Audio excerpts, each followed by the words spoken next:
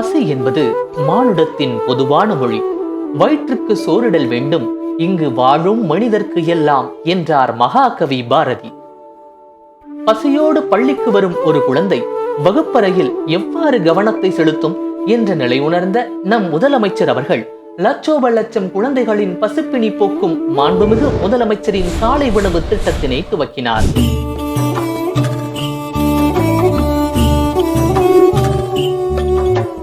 நகர்ப்புற பகுதிகளை காட்டிலும் ஊரக பகுதிகளில், கிராமங்களில், குறிப்பாக மலைப்பகுதிகளில் உள்ள தொலைதூர பள்ளிகளில் இத்திட்டம் வறுமை கோட்டிற்கு கீழுள்ள பல ஏழை எளிய பிஞ்சு குழந்தைகளின் பசியை போக்கி அவர்தம் வாழ்வில் இன்றோர் புத்துளியை பாய்ச்சி இருக்கிறது.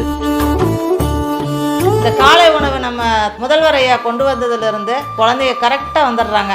இங்கே பார்த்தீங்கன்னா இங்கே படிக்கிற குழந்தைங்களுடைய பேரண்ட்ஸ் வெளியூரில் தான் வேலை பார்க்குறாங்க. தாத்தா பாட்டி வீட்டில் தான் இங்கேருந்து வந்துட்டு இருக்குதுங்க. நாங்கள் டெய்லியும் கேட்போம், சாப்பிட்டீங்களா, என்ன பண்ணீங்க, இன்றைக்கி காலையில் என்ன சாப்பிட்டீங்க அப்படின்னு கேட்போம். சில குழந்தைங்க சாப்பிட்ருக்கோம், சில குழந்தைங்க சாப்பிடாம கூட வந்திருக்காங்க. இப்போ எங்களுக்கு அந்த ஒரு மன ரீதியாக அந்த மாதிரியான தொல்லைகள் இல்லை.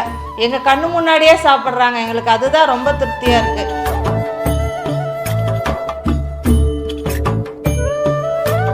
காலை உணவு திட்டத்திற்காக பள்ளி வளாகத்துடன் இணைந்த சமையற்கூடங்கள் புதிதாக கட்டமைக்கப்பட்டன.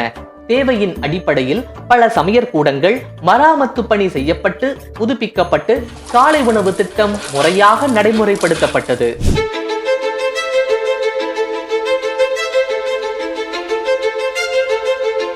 ஊரக பகுதிகளில் காலை உணவு தயாரிக்கும் சமையலர் பணி மகளிர் சுய உதவி குழுக்களை சேர்ந்த பெண்களுக்கு வழங்கப்பட்டிருக்கிறது. அவர்களுக்கு சமையலர் பயிற்சி மற்றும் காலை உணவு திட்டம் கைபேசி செயலியில் பதிவேற்றம் செய்வதற்கான பயிற்சி உள்ளிட்ட அடிப்படை பயிற்சிகள் அளிக்கப்பட்டு தங்கள் சமையல் பணியை மேற்கொள்கிறார்கள்.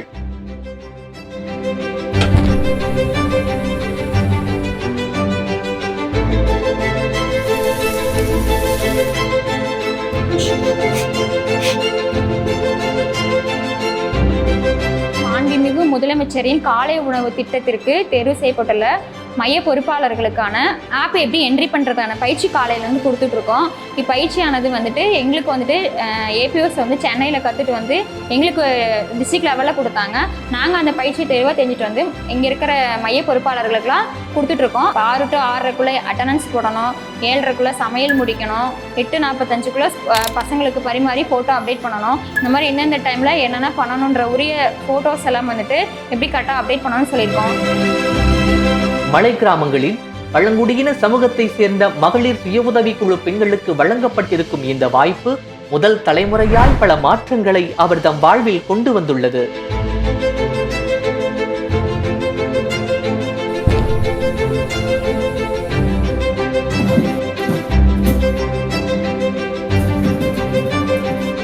டெய்லி வந்து இந்த பிள்ளைங்களுக்கு சமைச்சு போடுறது எனக்கு ரொம்ப பிடிச்சிருக்கு. என் பையனும் இங்கே தான் படிக்கிறான். என் பையனுக்கு எப்படி சமைக்கிறானோ அதே மாதிரி எல்லா பசங்களுக்கும் நான் சமைக்கிறேன். இதன் மூலம் வழங்கப்படும் மதிப்புதையும் அவர்கள் வாழ்வாதாரம் உயர வருமானத்திற்கான நல்வாய்ப்பாக அமைந்திருக்கிறது.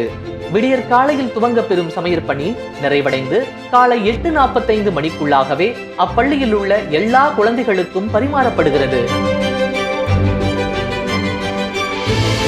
10க்கும் குறைவான குழந்தைகள் படிக்கும் பள்ளிக்கூடங்களில் அதன் அருகில் உள்ள பள்ளிகளிலிருந்து காலை உணவினை பெற்று சுட சுட பரிமாறுகிறார்கள். காலை உணவு திட்டம் வந்ததுனால எங்களுக்கு வீட்டில் இருந்து அர்ஜென்ட்டாக சமைச்சு கிளப்புறதுக்கு பதிலாக இப்படி வந்தனால எங்களுக்கு ரொம்ப யூஸ்ஃபுல்லாக இருக்குது. இங்கே வந்து சாப்பிட்டுக்கிறானுங்க. உப்புமா, சேமியா, பொங்கல், கிச்சடி இதெல்லாம் கொடுத்தாங்க. எங்கள் ஸ்கூலில் சமைக்கிற மீனாக்கா எங்கள் அம்மா விட நல்லா சூப்பராக சமைக்கிறாங்க. நான் தினமும் ஸ்கூலுக்கு வந்தோடனே என் ஃப்ரெண்ட்ஸுங்க கூட சேர்ந்து நல்லா ஜாலியாக சாப்பிட்றேன். எனக்கு இங்கே சாப்பிட்றது தான் பிடிச்சிருக்கு.